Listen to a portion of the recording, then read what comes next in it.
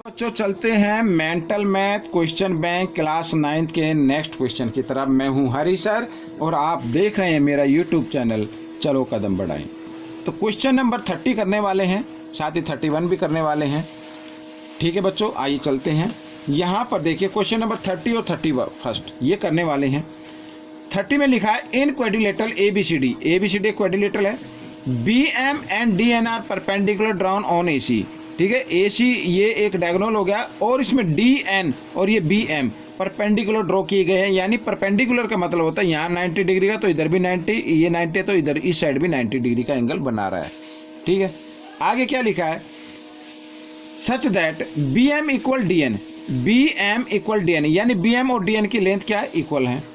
यहाँ पर लिखा है इफ BO 8 सेंटीमीटर, BO ये वाली 8 सेंटीमीटर है तो BD कितनी होगी। अब ये कैसे फाइंड आउट करेंगे। सबसे पहले बच्चों अगर ये दोनों ट्रायंगल हम कॉन्ग्रुएंट फाइंड आउट कर लें तो आ जाएगा। ठीक है, आइए करना शुरू करते हैं। साथ ही हम करेंगे question number 31 in the figure AE parallel BD यहाँ पर। ठीक है, and EC equal ED then find the value of X। ठीक है, X की वैल्यू फाइंड आउट करनी है। अब यहाँ पर लिखा AE पैरेलल BD। अब B बच्चों यहाँ पर मिस प्रिंट हो गया होगा, मैं यहाँ पर B लिख देता हूँ, ये BD। ठीक है, इस तरीके से X की वैल्यू फाइंड आउट करनी है, ये वाली X की वैल्यू। आइए करना शुरू करते हैं। तो यहाँ पर बच्चों मैंने पहले से लिख के रखा हुआ है, आप देख सकते हैं।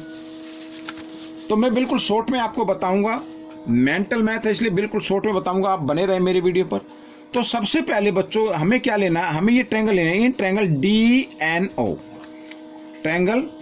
DNO एंड ट्रायंगल BMO ये दोनों ट्रायंगल ले लिए हमने। तो सबसे पहले जो इसमें दिया हुआ है वो दिया हुआ है DN इक्वल है BM के, ये गिवन है। कॉन्ग्रुएंट प्रूव करना है तो ये तो गिवन है। दूसरा इसके अंदर दिया हुआ है कि ये परपेंडिकुलर भी हैं। क्या ये परपेंडिकुलर, ये दिया हुआ इसमें BM and DN are perpendicular. तो परपेंडिकुलर का मतलब यहाँ पर जो एंगल बन रहा है यानी एंगल DNO इक्वल होगा एंगल BMO यानी 90 डिग्री का। ठीक है, अब देखो बच्चों यहाँ पर क्वाड्रिलेटरल के ये दो डायगोनल हो गए और ये दोनों एक दूसरे को क्या कर रहे हैं, बाइसेक्ट कर रहे हैं। तो ये एंगल इक्वल होगा इस एंगल के, इन्हें बोलते हैं अपोजिट एंगल। मैं नाम लिख लेता हूँ एंगल M1 और एंगल 2। तो यहाँ पे लिख सकते हैं एंगल 1 इक्वल एंगल 2 के, वर्टिकली अपोजिट एंगल।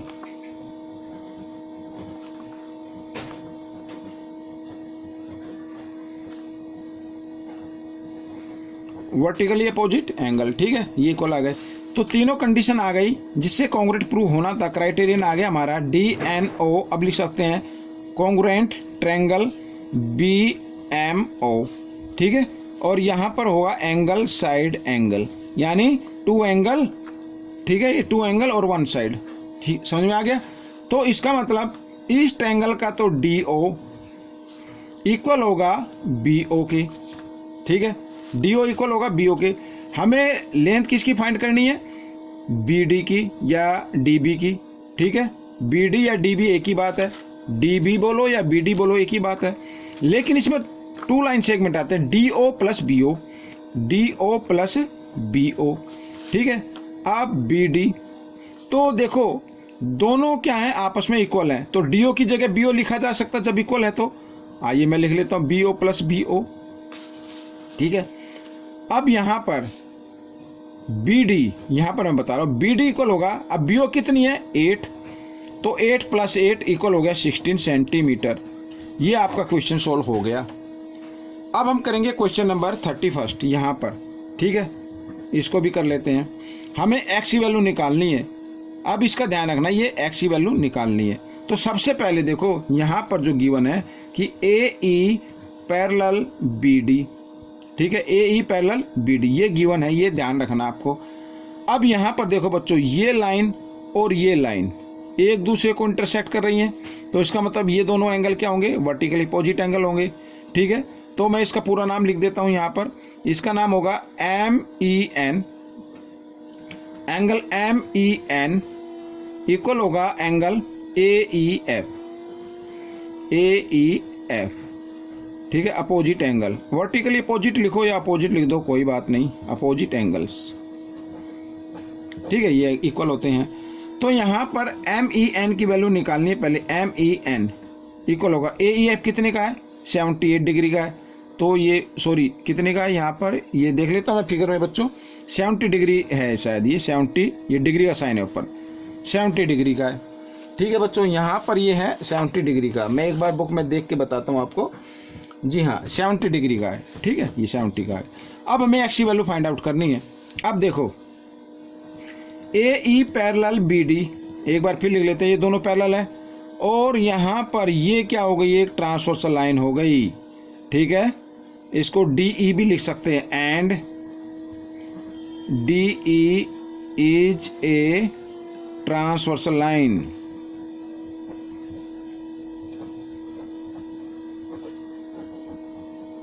ये तो ट्रांसवर्सल लाइन हो गई, तो इसका मतलब ये एंगल, ठीक है, ये यानी angle DEN, angle DEN equal होगा एंगल EDC के, एंगल EDC के अल्टरनेट एंगल,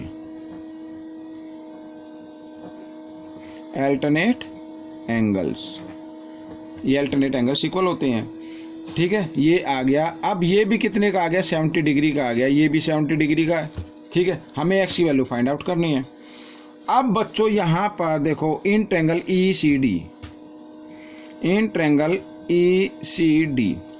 ECD के अंदर EC इक्वल है ED के, ये तो गिवन है बच्चों, यहाँ पर लिख देता हूँ मैं, EC इक्वल है ED के, तो इसके अपोजिट एंगल भी क्या होंगे, इक्वल होंगे, अपोजिट एंगल भी क्या होंगे, इक्वल होंगे। तो यहाँ पर बच्चों मैं लिख देता हूँ, देखिए MEN की तो वैल्यू आ गई ना, MEN की वैल्यू, और ये एंगल इक्वल है इसके अल्टरनेट के, तो ये भी क्या हो गया, 70 डिग्री का हो गया। तो D यहाँ पर DEN इक्वल है EDC, ये वाला, और यहाँ पर ये दोनों एंगल, ये दोनों साइड इक्वल हैं, तो इसका मतलब इसके अपोजिट एंगल भी क्या होंगे, इक्वल होंगे। इसका नाम होगा ECD इक्वल होगा EDC, ठीक है, अपोजिट एंगल, यहाँ पर मैं जगह कम है लिख देता हूँ, फिर भी अपोजिट एंगल्स लिख दो खाली, ठीक है, अपोजिट एंगल्स, तो ये इक्वल हो गए। अब ये भी क्या आ गया, 70 डिग्री का आ गया। अब यहाँ पर शॉर्ट में बताता हूँ, देखो ये एक लाइन है, तो दोनों का सम क्या होना चाहिए, x + 70, ये वाला क्या होना चाहिए, यहाँ पर मैं लिख देता हूँ B। ठीक है, इससे पहले मैं थोड़ा सा आपको बता देता हूँ, देखो यहाँ पर एंगल BCE, ये एंगल, और इस एंगल का नाम क्या होगा, DCE, ठीक है, एंगल DCE या ECD, ठीक है, इस तरीके से आप नाम दे सकते हैं। तो एंगल ECD, DEC या ECD, दोनों का सम क्या होता है, 180, इन्हें बोलते हैं लीनियर पेयर, ये मैंने शॉर्ट में लिख दिया है, ठीक है, लीनियर पेयर। तो दोनों का सम क्या होगा, 180 डिग्री होगा यहाँ पर। अब 70 इधर प्लस का इधर आकर माइनस को हो जाएगा, तो एक्स की वैल्यू आ जाएगी आपको, ये आ गई 110 डिग्री। ठीक है बच्चों, तो ये क्वेश्चन सोल्व हो गया। आपको ये क्वेश्चन कैसा लगा मुझे कमेंट्स में जरूर लिखिए। मिलते हैं अगली वीडियो में, तब तक के लिए धन्यवाद।